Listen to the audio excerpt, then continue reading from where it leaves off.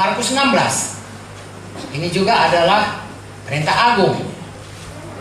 Markus 16 ayat 15. Lalu ia berkata kepada mereka, pergilah ke seluruh dunia, beritakanlah Injil kepada segala makhluk. Siapa yang percaya akan dibaptis dan diselamatkan. Siapa yang tidak percaya akan sama ya perintahnya.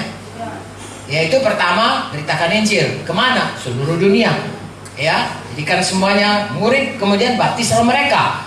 Lalu di sini ditambahkan tanda-tanda ini, seperti yang kita katakan tadi, akan menyertai orang-orang yang percaya. Mereka akan mengusir setan-setan demi namaku. Mereka akan bicara dalam bahasa-bahasa yang baru bagi mereka, terutama bahasa roh. Mengapa? Kita perlu Roh Kudus untuk bisa menjadi saksi memberitakan perintah agung ini. Tidak bisa dengan kekuatan sendiri, harus dengan kuasa Roh Kudus. Lalu dikatakan lagi di sini, mereka akan memegang ular dan sekalipun mereka minum racun maut, mereka tidak akan mendapat celaka. Mereka akan meletakkan tangannya atas orang sakit dan orang itu akan sembuh. Inilah tandanya. Kita sudah praktekkan semalam. Amin. Dan seterusnya, bukan cuma semalam, seterusnya. Ya kan Pak Pendeta? Haleluya. Sesudah Tuhan Yesus bicara demikian kepada mereka, berangkatlah ia ke sorga, lalu duduk di sebelah kanan Allah. Ayat 20. Mereka pun pergilah memberitakan Injil ke segala penjuru, dan Tuhan turut bekerja dan meneguhkan firman itu dengan tanda-tanda. Tadi malam kita lihat begitu banyak orang yang sembuh. Haleluya. Bebas. Amin. Selamat. Amin. Dan kalau ini jadi, maka kita punya banyak anak. Amin. Dan itu saudaraku memberikan upah yang kekal di sorga. Selain kita memenuhi bumi, Tuhan berkata saudaraku bahwasanya itulah mahkota kemegahan bagi kita. Ada banyak mahkota. Nanti kalau kita di Yerusalem ada mahkota kehidupan, mahkota kebenaran, mahkota kemegahan, mahkota firman. Saudaraku, nanti Bapak Gembala akan menerangkan semua saudara supaya kelak kita boleh saling mengagumi mahkota kita. Haleluya. Saudara, saya tidak berkata negatif, tapi saya justru berkata positif. Kalau kita kumpul uang kita di sini, kita bangun rumah baik-baik, besar-besar, nanti tinggal sama Antikristus. Begitu sangkakala bunyi, Tuhan Yesus datang, maka kita terangkat, tinggal semuanya itu. Halo? Deposito kita tinggal semuanya. Tapi Tuhan bilang, biarlah kita cerdik, pakai semuanya untuk kerajaan surga. Karena seberapa kita pakai, itu sudah didepositokan di surga. Itulah menjadi harta kita yang kekal, yang tidak bisa dimakan gengar. Bagus kita semuanya, saudaraku diberkati Tuhan. Pakai itu untuk memberkati orang lain. Pakai itu membangun kerajaan sorga.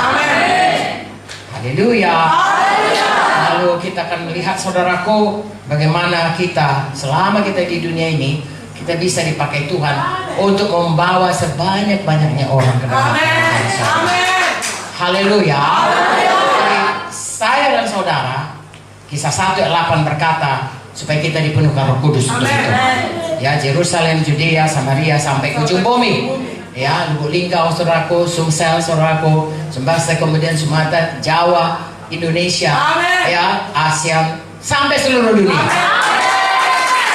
Tidak ada yang mustahil, saudara. Saudara siapkan diri saudara, lengkapi diri saudara. Tuhan akan membawa saudara setiap perkara kecil kepada perkara yang besar. Amin, saudaraku.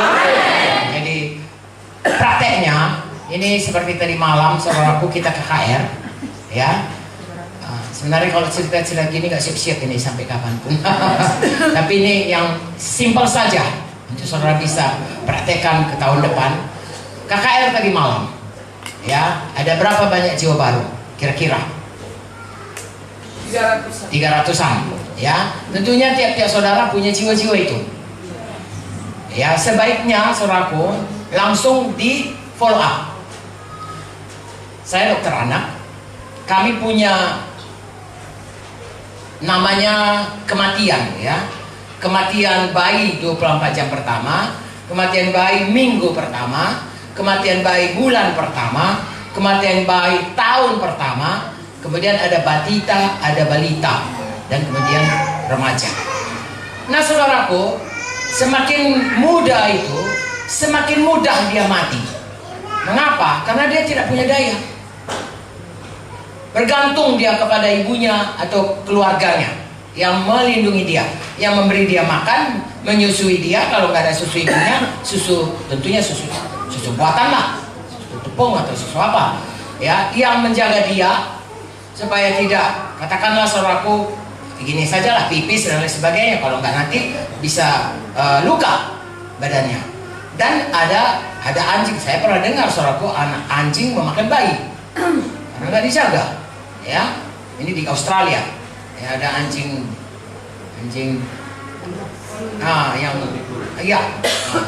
makanya bayi itu kedapatan. Dan ibunya saya kira dituntut karena kelalaian. Nah, perlu orang tua, perlu keluarga, perlu abang-abang. Jadi di dalam sidang ini pun, saudaraku, ini keluarga Allah. Amin. Gereja ini namanya keluarga Allah, namanya tubuh Kristus, namanya bait Allah, banyak perumpamaan. Tapi salah satu keluarga Allah. Amin. Jadi abang-abang, apalagi kalau bapak-bapak, pemimpin, harus menjaga jiwa baru. Amin. Harus menggembalakan mereka. Amin. Harus merawati dan mendidik mereka. Amin. Sama seperti bayi lah, seperti saya katakan tadi. 24 jam pertama sebenarnya harus kita kunjungi. Karena dia mulai dapat tekanan. Orang-orang di sekitarnya, ya kalau memang sekitarnya itu juga sudah selamat, tidak banyak tekanannya. Tapi kalau dia generasi pertama yang selamat, artinya orang pertama selamat di dalam rumpun keluarganya, itu biasanya tekanannya kuat. Nah saudaraku, hal seperti itu itulah kasih Kristus menggerakkan kita untuk melaksanakan perintah agung. Selesai penginjilan, harus pemuritan. Amin. Muridkan mereka. Bahkan kita harus muridkan dia sampai bisa memuridkan orang lain lagi. Amin. Di hari pertama, paling tidak saudaraku, untuk hari KKS berikut. Ini kan hari Rabu ya. Kapan KKS saudara? Mungkin hari Kamis. Kalau tidak, mungkin minggu depan.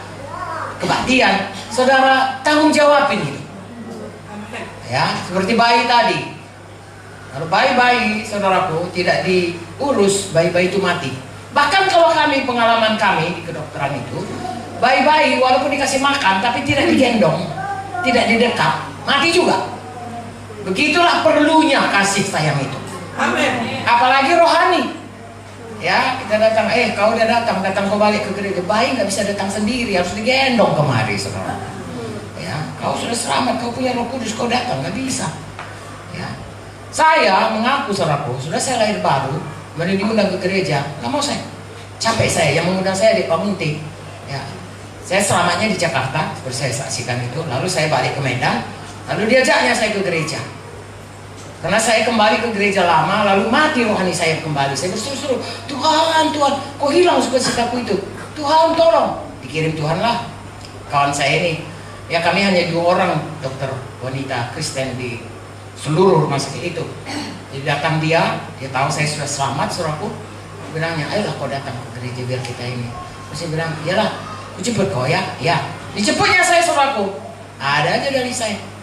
Aku tadi malam jaga nih, capek berasa, pikirlah kau. Baik dia saudaraku. Bukan udah jauh-jauh datang kau, memang nggak tahu untung kau, nggak saudaraku. Ya, minggu muka ya, katanya. Ya ada nanti. Minggu muka saudaraku. Kau kan nggak jaga, kan mau kok? Malas aku nih. Gigi lagi dia. Saya kira 4-5 minggu baru hari. Saya pergi bukannya karena saya bermenyala-nyala, enggak. Kesian pula, jahat kali aku, kawan ini udah datang berkali-kali, nggak sampai hati ya.